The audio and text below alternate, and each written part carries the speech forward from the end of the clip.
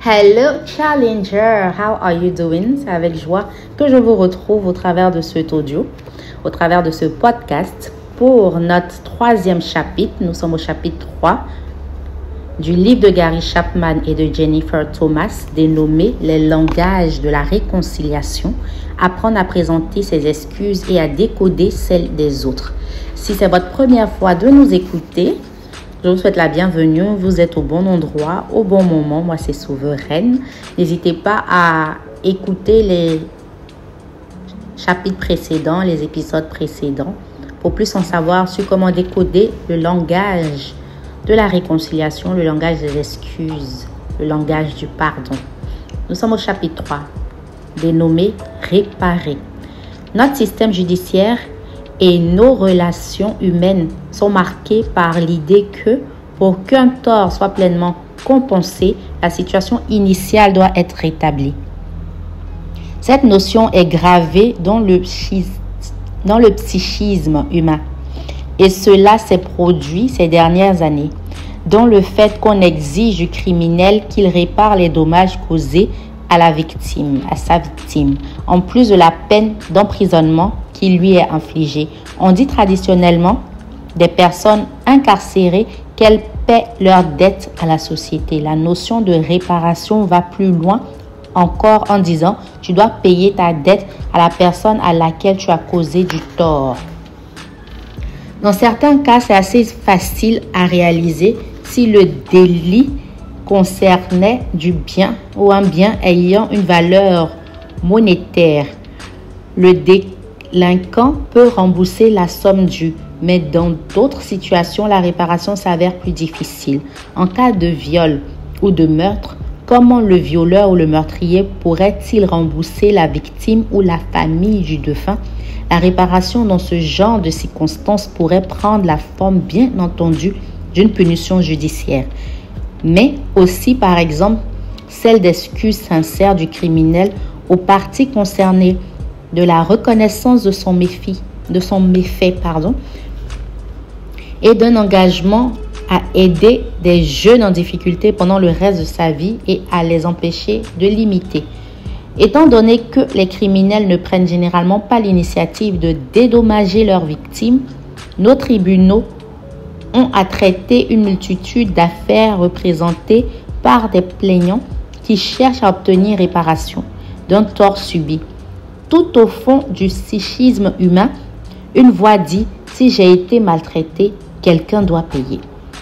Les parents cherchent à inculquer ce principe à leurs enfants. Quand une maman voit son petit garçon de 4 ans arracher une poupée des mains de sa sœur de 6 ans, elle n'exige pas seulement de son fils qu'il dise « Je suis désolée », elle lui demande aussi de rendre le jouet. Sous thème « Je devrais faire quelque chose pour réparer ». Selon le dictionnaire Larousse, la réparation est l'action de réparer une faute commise, un préjudice moral ou le dédommagement d'un préjudice par la personne qui est responsable. Andy Stanley a écrit « La volonté d'essayer de compenser la peine que je t'ai causée est la preuve que je m'excuse réellement. » La volonté d'essayer de compenser la peine que je t'ai causée est la preuve que je m'excuse réellement. Une voix en nous déclare « Je devrais faire quelque chose pour réparer ce que j'ai fait. » Everett Worthington Jr., un professeur de la Virginia Commonwealth University, qui est également un leader dans le domaine de la recherche sur le pardon, nomme le fait de réparer, entre griffes, l'égalisation. Égaliser consiste à compenser la perte subie par l'autre. Offrir réparation, c'est équilibrer les plateaux de la balance de la justice. Toute blessure ou toute offense provoque chez la personne touchée la perte de quelque chose. Peut-être perd-elle l'estime, le respect qu'elle se porte ou un profit tangible. En parenthèse, par exemple, une chance de promotion dans l'hypothèse où elle serait offensée devant son patron. C'est donc un acte de bonté de la part du transgresseur que de proposer de compenser la perte occasionnée. Sous-thème, m'aimes-tu encore? Dans la vie publique, l'accent que nous mettons sur la réparation se fonde sur notre sens de la justice. Celui qui a commis un crime doit payer son méfait. Dans la sphère privée, il en va autrement. En effet, les relations familiales réussissent comme les amitiés véritables sont basées sur les mêmes sentiments fondamentalement que les relations amoureuses. Aussi, notre douleur et notre colère sont-elles d'autant plus intenses quand, au lieu de nous exprimer son affection, les paroles ou le comportement d'un proche nous blessent profondément. Nous nous mettons alors à douter de son amour dans ces moments. Il est possible que les mots « je suis désolé, j'ai eu tort » ne suffisent pas. La question sous-jacente, en effet, est fondamentale et la réparation attendue doit répondre à ce « m'aimes-tu encore ?» Le premier langage d'excuse de certaines personnes est celui de la réparation. Pour elles, la phrase « t'avoir traité comme je l'ai fait n'était pas bien » doit être suivie par « que puis-je faire pour te montrer que tu comptes toujours pour moi ?» Sans cette tentative de réparation, la personne offensée doutera de la sincérité des excuses. Elle continuera de ne pas se sentir aimée même si on lui dit « je suis désolée, j'ai eu tort ». Elle attend d'être assurée sur le fondement même de la relation. Sous-thème, arracher les choses. Au cours de nos recherches, cette réalité n'a cessé de refaire surface. À maintes reprises, les gens ont fait des déclarations telles que « j'attends qu'il ou elle se répande certes, mais aussi qu'il ou elle fasse un effort sincère pour réparer le dommage causé par le désaccord. » Autre option, « j'ai besoin qu'il essaie de réparer ce qui est allé de travers. » Autre option, « j'attends d'elle qu'elle soit désolée du fond du cœur et qu'elle veuille rétablir la situation. » Dernière option, « je veux qu'il se rachète d'une façon appropriée.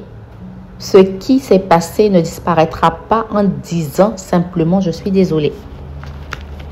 Toutes ces personnes considèrent l'effort de réparation comme la meilleure preuve de la sincérité des excuses. Leur principal langage d'excuse est celui de la réparation. Pour reprendre notre réflexion sur la prison, si quelqu'un enfreint une loi, il peut être contraint d'accomplir un service pour la communauté à titre de compensation dans le domaine des relations. Vous pouvez rendre des services qui renforceront vos liens. La question est alors de savoir comment nous pouvons nous racheter de la manière la plus efficace possible.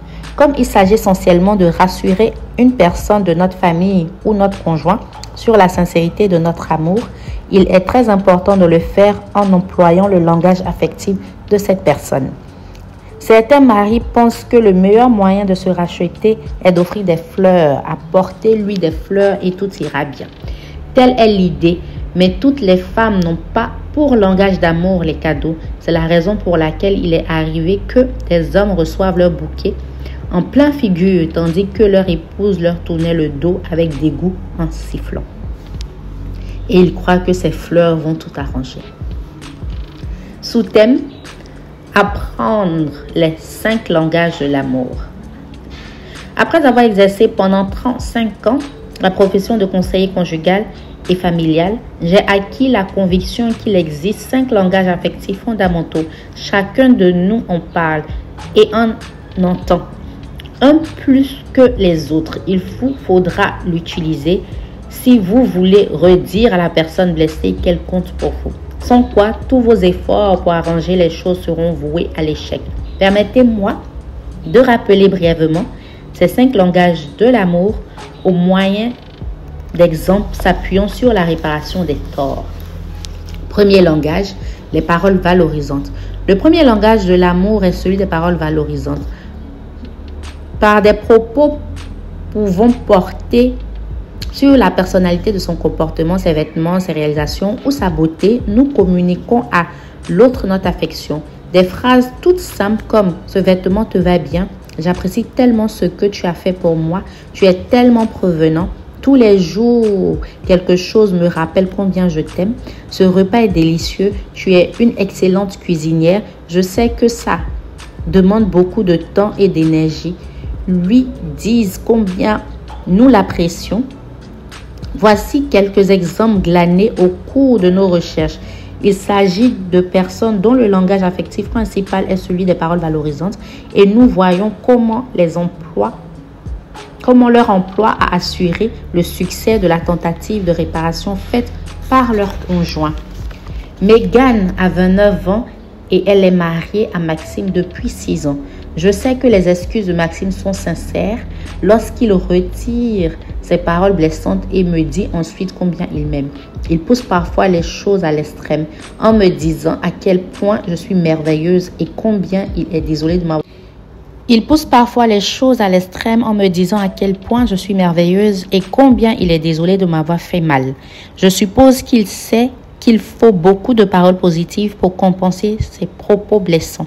J'ai rencontré Timothée pendant la pause de l'une de mes conférences sur le mariage. Nous avons discuté des excuses et il m'a dit de sa femme. Elle réussit presque toujours ses excuses dans ce domaine. Je ne connais personne qui soit meilleure qu'elle. Cela m'a impressionné et j'ai écouté attentivement son explication. Généralement, elle dit quelque chose comme « Tim, je suis vraiment désolée de t'avoir fait ça. Tu es tellement merveilleux et je m'en veux de t'avoir blessé. Pourras-tu me pardonner ?» Ensuite, elle me serre dans ses bras. Ça marche à chaque fois. Ce sont ses paroles.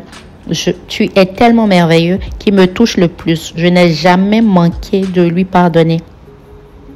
Car je sais qu'elle est sincère. Nous faisons tous des erreurs. Je ne m'attends pas à ce qu'elle soit parfaite. Mais ça fait assurément du bien qu'elle me dise combien je suis merveilleux quand elle me demande de lui pardonner. Pour Timothée, les paroles valorisantes reflètent son langage affectif principal et constituent l'élément qu'il préfère dans les excuses. Elles sont à elles seules le dédommagement dont il a besoin. Sous-thème, les services rendus. Les services rendus représentent un deuxième langage d'amour, celui-ci basé sur le vieil adage selon lequel les actes valent mieux que de longs discours. Pour ceux qui le parlent, ce langage d'amour se manifeste par l'accomplissement de gestes prévenants. Passer l'aspirateur, laver la vaisselle, changer la couche du bébé, nettoyer le pare-brise, sortir les poubelles, faire la lessive, laver le chien et aider les enfants à faire leurs devoirs sont autant de moyens de les assurer de votre amour. Gwendoline se tenait dans mon bureau et était visiblement contrariée. J'en ai assez de ces excuses, m'a-t-elle dit. Je suis désolée, je suis désolée, je suis désolée. C'est tout ce qu'il sait dire. C'est censé tout arranger. Eh bien, je suis désolée, mais quand il crie après moi, quand il hurle et m'insulte, ça n'arrange rien du tout. Ce que je voudrais savoir, c'est est-ce qu'il m'aime encore ou est-ce qu'il veut que notre mariage prenne fin? S'il m'aime, pourquoi ne fait-il rien pour m'aider à la maison? J'en ai assez de vivre avec un homme qui reste assis devant la télé pendant que je prépare le repas ou que je fais la vaisselle. Je travaille à l'extérieur tout comme lui. Il ne s'occupe même pas de tondre la pelouse. Comment peut-il m'aimer et ne rien faire? Les actes parlent plus fort que les mots. Le langage affectif de Gwendoline est, à l'évidence, celui des services rendus. Et son mari ne le parle pas. Les excuses qu'il prononce produisent de ce fait autant d'effet que si elles tombaient dans les oreilles d'un sourd. J'ai passé un certain temps à expliquer à Gwendoline les 5 langages de l'amour et à lui dire qu'à mon avis, son mari ignorait totalement le sien et qu'elle-même ne savait probablement pas non plus quel langage parlait son époux. En l'espace de 3 mois, Gwendoline et Marc ont découvert et se sont mis à parler le langage de l'autre. Leur mariage s'est également remis sur la bonne voie. Marc a compris que des excuses verbales ne suffiraient jamais à sa femme. Il fallait y ajouter une réparation, autrement dit, la réaffirmation de son amour. Et il était nécessaire que cela passe par les services rendus. Je ne le revois pas souvent, mais lorsque cela arrive, Il me remercie à chaque fois pour les idées sur l'amour et sur les excuses qui ont sauvé son couple. À la fin de mes conférences sur le mariage, j'ai l'habitude d'inviter chaque homme à prendre les mains de son épouse, à la regarder dans les yeux et à répéter après moi: je sais que je ne suis pas un mari parfait. J'espère que tu me pardonneras pour mes erreurs passées. Je veux sincèrement devenir un meilleur époux et je te demande de m'apprendre à y parvenir. Ensuite, j'invite les épouses à faire à leur mari une déclaration similaire. Une auditrice qui était incapable d'adresser ses paroles à son époux a révélé par la suite dans le questionnement que Jennifer Thomas et moi avions rédigé qu'elle ne pouvait pas se souvenir d'une fois en 13 ans de mariage où celui-ci se serait excusé correctement. Mais elle ajouta: mon premier espoir de le voir demander réellement pardon est né à la fin de votre conférence. À ce moment-là, je n'ai pas réussi à répéter les mêmes paroles que lui, mais le soir, il m'a aidé à prendre soin des enfants et à préparer le dîner. J'ai su que quelque chose s'était produit en lui. J'espère qu'il a découvert que mon langage d'amour est celui des services rendus. Puis elle continua, admettant ainsi ses doutes. Reste à savoir s'il poursuivra ses efforts pour changer de comportement. Je sais que si je me sens vraiment aimé, je serai davantage disposée à lui pardonner tout ce qu'il a eu à faire dans le passé. Je veux plus que tout que mon mari m'aime. La réussite des excuses de Marc dépend maintenant de la réparation des erreurs passées et c'est en rassurant Gwendoline sur son amour qu'il parviendrait au but. Pour ce faire, il devra employer le langage affectif principal de son épouse. Ce même principe s'applique dans les relations amicales. Benjamin et Stéphane travaillent dans le même bureau d'architecture. Ils déjeunaient souvent ensemble en évoquant leurs goûts communs. Le golf, la politique. Un jour, pour lui faire une farce, Stéphane utilisa l'ordinateur du bureau de Benjamin pendant que ce dernier était à l'extérieur. Se faisant passer pour lui, il envoya aux 6 membres de leur équipe une invitation à venir réveillonner chez son ami à la Saint-Sylvestre, en précisant: n'apportez rien à part vous-même. Le lendemain, un collègue en parla à Benjamin. Loin d'être amusé, celui-ci se sentit trahi et se mit en colère. Confronté, son ami Stéphane s'aperçut que sa plaisanterie n'avait pas du tout été appréciée. Il s'excusa avec sincérité avant de pouvoir pardonner. Benjamin avait besoin de voir Stéphane rétablir la situation. Il insista pour qu'il envoie un courrier rectificatif à tous les membres de l'équipe. Cela lui donna le sentiment que Stéphane avait reconnu le problème qu'il avait créé et qu'il remettait les choses en ordre, laissant ainsi à leur amitié une chance de renaître. Si Stéphane avait refusé d'entendre l'action demandée, Benjamin aurait considéré que ses excuses étaient incomplètes et leur relation aurait pris fin. Troisième langage d'amour, les cadeaux. Le troisième langage d'amour est celui des cadeaux. On retrouve cette manifestation d'affection dans toutes les civilisations, comme les anthropologues ont pu le démontrer. Partout, le présent délivre le même message. Il a pensé à moi. Ce qu'il m'a apporté le prouve. Il n'est pas nécessaire que les cadeaux soient chers. Ne dit-on pas c'est l'intention qui compte? Encore faut-il la concrétiser.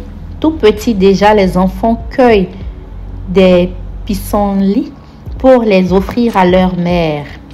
Les maris et pourquoi pas les femmes peuvent les imiter, même si des roses, par exemple, semblent plus indiquées. Il n'est pas nécessaire cependant pour faire plaisir à son époux de débourser beaucoup. Si vous n'avez pas de jardin, demandez une fleur à votre voisin et il vous la donnera. Si le langage affectif principal de la personne que vous avez offensée est celui des cadeaux, et si vous souhaitez réparer vos torts à son encontre, lui en offrir un sera un moyen efficace de vous racheter.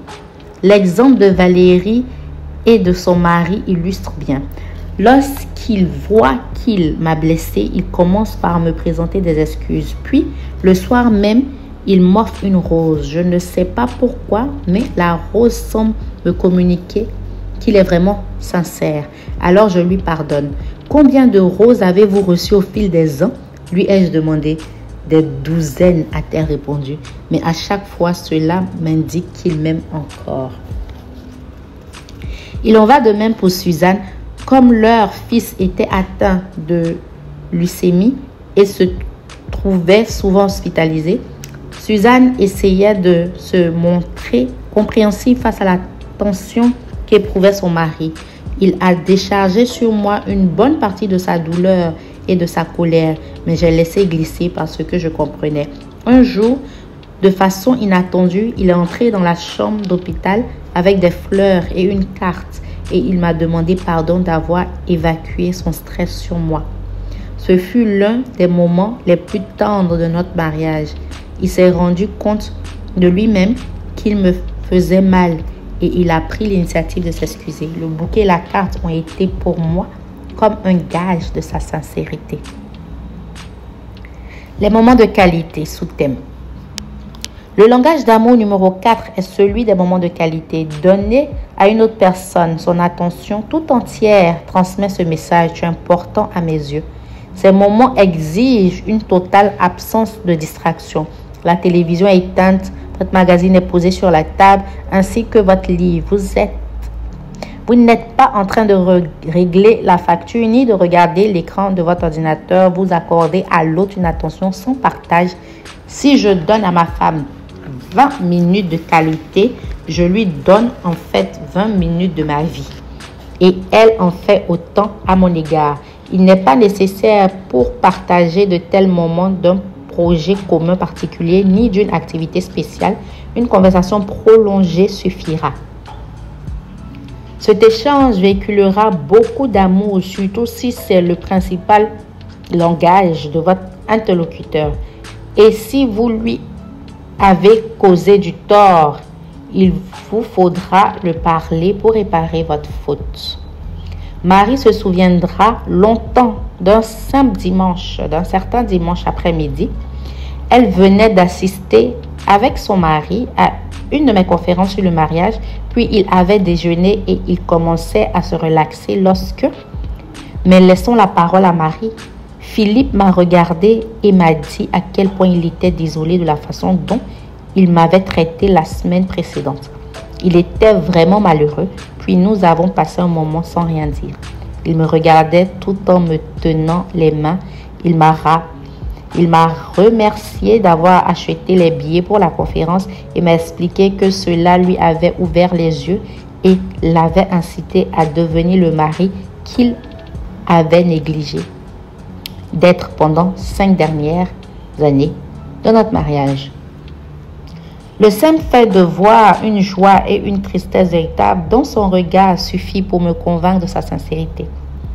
Qu'il prenne le temps de me parler en s'excusant était presque incroyable. Auparavant, à chaque fois qu'il cherchait à se faire pardonner, il se contentait de dire « je suis désolé » avec le même détachement qu'il avait lorsqu'il mettait de la moutarde sur son steak. Mais cette fois, c'était différent. Je le sentais. Je savais qu'il était sincère et c'est volontiers que j'ai accepté ses excuses. Philippe a parlé le langage d'amour de Marie, celui des moments de qualité, et cela a tout changé. Si vous devez à votre tour l'utiliser, il ne sera peut-être pas indispensable de tenir les mains de la personne que vous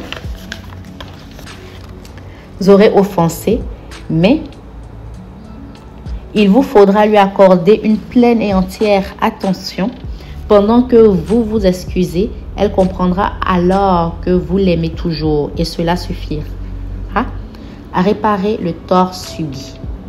Sous-thème, le contact physique. Le 5e langage d'amour est celui du contact physique.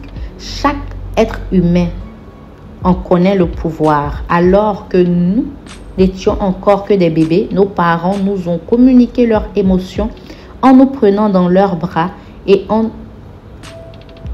nous câlinant. Par ces gestes pleins de tendresse, ils nous ont appris ce que veut dire le mot amour, bien avant que nous n'ayons appris à parler. Devenus adultes, nous continuons d'utiliser ce langage dans nos relations, qu'elles soient amoureuses ou familiales. Son vocabulaire est simple. Se tenir la main, embrasser quelqu'un, le serrer contre soi, mettre un bras autour de ses épaules, lui donner une tape dans le dos ou passer la main dans ses cheveux en sont des manifestations. Si vous devez présenter des excuses à quelqu'un dont le langage principal d'amour est celui du contact physique, il vous faudra bien sûr le parler pour être bien compris. Réagir de cette manière. Régis avait eu une vive discussion avec Jules, son fils de 10 ans, dont le feu de la colère, il avait accusé l'enfant d'être paresseux et irresponsable. Jules s'était mis à pleurer sans pouvoir s'arrêter. Son père s'était alors rendu compte que ses paroles l'avaient terriblement blessé. « Je suis désolé, dit-il à son fils. Je me suis mis en colère. Ce que j'ai dit est faux. Tu n'es ni paresseux ni irresponsable. Tu es un petit garçon de 10 ans qui aime jouer et profiter de la vie. J'aurais dû réfléchir davantage avant de te demander d'interrompre ton jeu pour te faire quelque chose. Je t'aime énormément et cela me fait mal de savoir que je t'ai fait mal. » Il s'est alors approché de l'enfant, l'a entouré de ses bras et l'a serré très fort contre lui. Jules a sangloté de façon encore plus incontrôlable, mais cette fois parce qu'il était profondément soulagé. Quand il eut repris contenance, son père le regarda dans les yeux et dit « Je t'aime tellement ». Et Jules répondit « Moi aussi je t'aime papa », tout en entourant de ses bras le cou de son père. Les excuses de Régis avaient été efficaces car il s'était racheté en employant le langage affectif principal de l'enfant, celui du contact physique. Gilles est marié depuis 15 ans. Nous lui avons demandé ce qu'il attendait des excuses de sa femme. Il nous a répondu qu'elle comprenne que ce qu'elle m'a fait était très blessant, qu'elle me dise qu'elle est désolée, puis qu'elle me demande pardon. Quand je lui ai dit qu'elle est pardonnée, il faut qu'elle me serre dans ses bras pour que les excuses soient complètes. Gilles indique ainsi clairement qu'à ses yeux, la réparation fait partie du processus des excuses et que le langage affectif qu'il comprend le mieux est celui du contact physique. Quand elle l'a serré dans ses bras, sa femme a fait selon lui amende honorable. Gilles trouvera insuffisantes des excuses ne contenant pas ces deux éléments.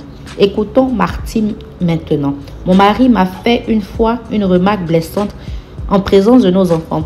J'ai aussitôt réagi et il a tenté de se justifier. Quelques jours plus tard, alors que nous étions à table, il est venu derrière moi et a posé ses mains sur mon épaule. Puis il a dit face à nos 3 enfants que ce qu'il avait fait était très mal, qu'il en était désolé et qu'il voulait le reconnaître devant moi et devant tous ceux qui en avaient été témoins. Ces excuses ont atteint leur but parce qu'il a admis avoir eu tort publiquement face à tous ceux qui étaient concernés. Je l'ai admiré pour cette leçon d'humilité et de courage qu'il donnait aux enfants. C'est important aussi pour toute notre famille qu'il regrette les propos blessants qu'il avait proférés. Et surtout, même si ça fait bizarre de le dire, quand il m'a touché, je me suis sentie comme guérie. Pour qui parle ce langage, le contact physique a un effet presque miraculeux. Sous-thème, quand le message ne passe pas. En matière de réparation, il n'y a pas de taille unique valable pour tous. C'est pourquoi nombreux sont les conjoints qui éprouvent de la frustration en essayant d'arranger les choses.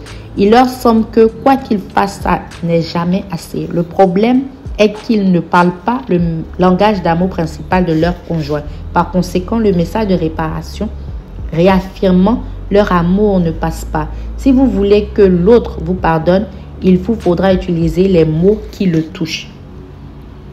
Dire « je suis désolé, j'ai eu tort » ne suffira pas à faire advenir le pardon et la réconciliation. Sous-thème, rembourser et restaurer. Pour réparer, il vous faudra souvent faire plus que parler ces 5 langages. Cela peut nécessiter aussi le remboursement d'une voiture abîmée, d'une montre rayée, ça ce sont les parenthèses, ou la restauration de quelque chose, en parenthèse, une réputation ou d'une dignité, comme celle de Martine devant ses enfants. Le désir de compenser le tort causé par une mauvaise conduite fait naturellement partie des excuses sincères.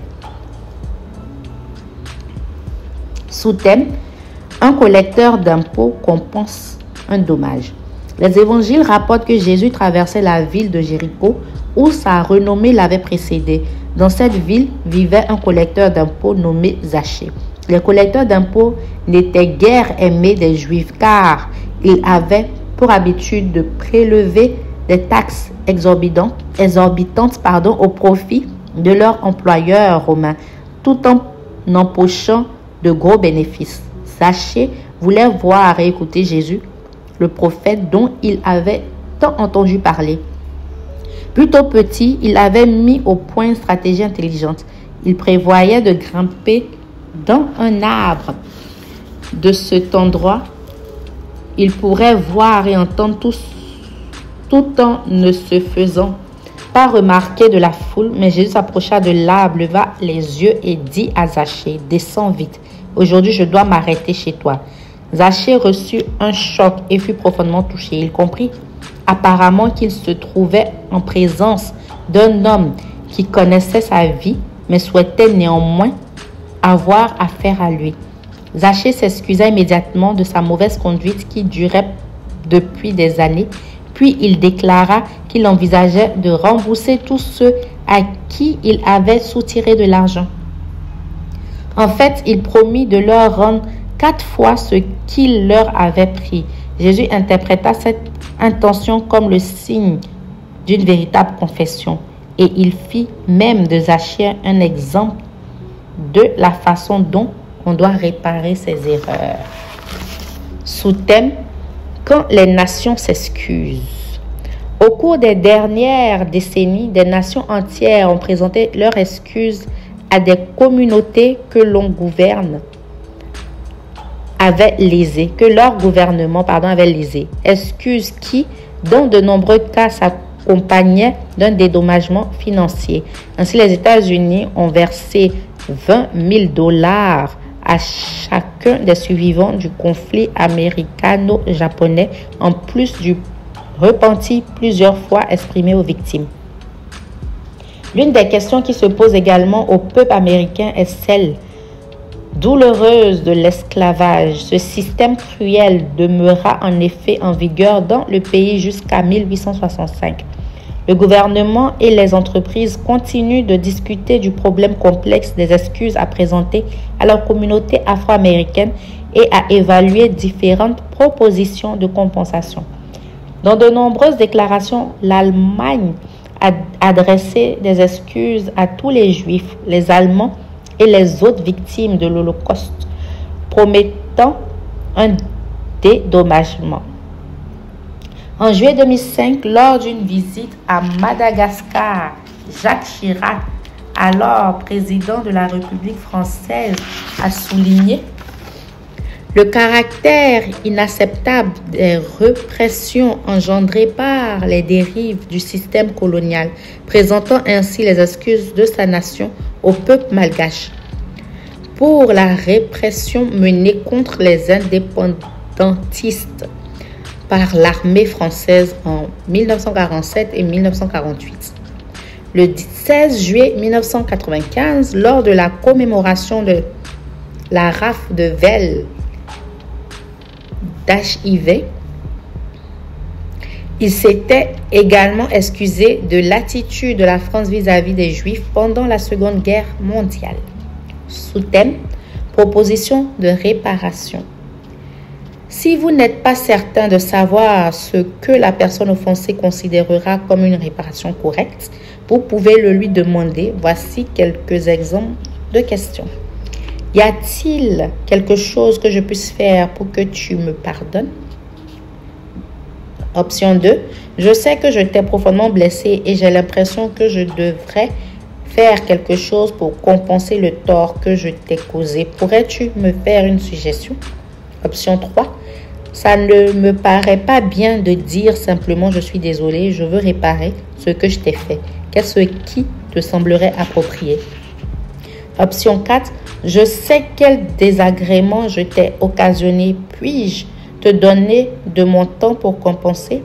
Option 5. Je regrette d'avoir porté atteinte à ton honneur. Veux-tu que je te présente des excuses publiques? Option 6. J'ai manqué à cette promesse 1 million de fois. Veux-tu que je mette mon engagement par écrit cette fois? Ainsi prend fin